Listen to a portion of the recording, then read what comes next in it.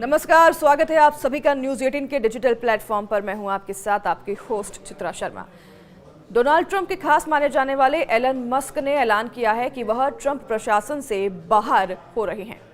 अरबपति उद्योगपति और टेस्ला के सीईओ एलन मस्क ने ट्रंप प्रशासन से खुद को अलग करने का बड़ा फैसला लिया है। उन्होंने सोशल मीडिया पोस्ट के जरिए इसकी घोषणा करते हुए लिखा कि उनका विशेष सरकारी कर्मचारी के रूप में कार्यकाल समाप्त हो गया है। साथ ही उन्होंने राष्ट्रपति डोनाल्ड ट्रंप को सरकारी फिजूल खर्ची कम करने का अवसर देने के लिए धन्यवाद कहा। तो वहीं मस्क का इस्तीफा ऐसे समय पर आया है जब एक दिन पहले ही उन्होंने ट्रंप के बड़ा सुंदर व्यय विधेयक कदम की आलोचना की थी। मस्क ने कहा था कि राष्ट्रपति का हस्ताक्षर युक्त बड़ा सुंदर व्यय विधेयक बजट घाटे को बढ़ाता है और डॉज टीम के काम को कमजोर करता है। उन्होंने कहा था कि एक विधेयक बड़ा या यह सुंदर हो सकता है, लेकिन मुझे नहीं पता कि यह दोनों हो सकता है या नहीं। हालांकि ये मेरी निजी राय है, ऐसा मस्क ने कहा। तो वहीं आपको बता दूं कि राष्ट्रपति बनने के बाद डोनाल्ड ट्रंप ने एलन मस्क को सरकारी खर्चों में कटौती के लिए बनाए गए नए विभाग department of government efficiency DOGE की जिम्मेदारी सौंपी थी। इसी के साथ मस्क ने इस पद पर रहते हुए सरकारी नीतियों की समीक्षा और खर्चों में पारदर्शिता लाने की दिशा में काम किया। लेकिन अब व्हाइट हाउस के अनुसार मस्क की ऑफ बोर्डिंग प्रक्रिया बुधवार रात से ही शुरू हो गई है।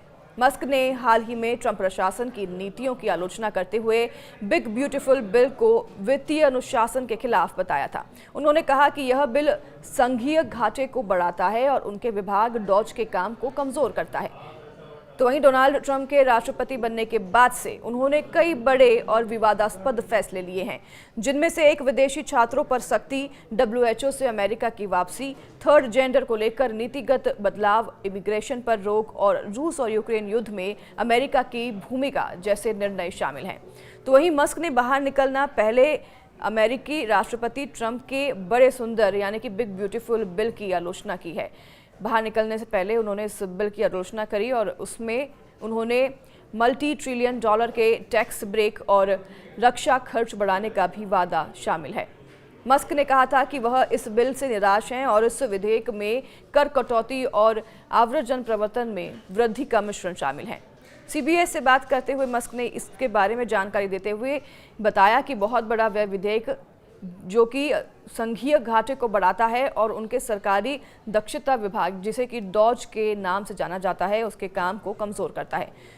न्यूयॉर्क की संघीय कोर्ट में डॉज के खिलाफ 100 से अधिक पूर्व और वर्तमान संघीय कर्मचारियों ने मुकदमा दायर किया है। तो वहीं इलेक्ट्रॉनिक फ्रंटियर फाउंडेशन और अन्य गोपनीयता संगठनों की मदद से दायर मुकदमे में सरकार की मुख्य मानव संसाधन एजेंसी यानी कि OPM, डॉज और उसके एजेंटों की सरकारी डेटा तक पहुंच को तुरंत बंद करने की मांग की है। आरोप है कि डॉज ने OPM के लाखों कर्मचारियों के निजी और संवेदनशील रिकॉर्ड तक पहुंच बनाई है।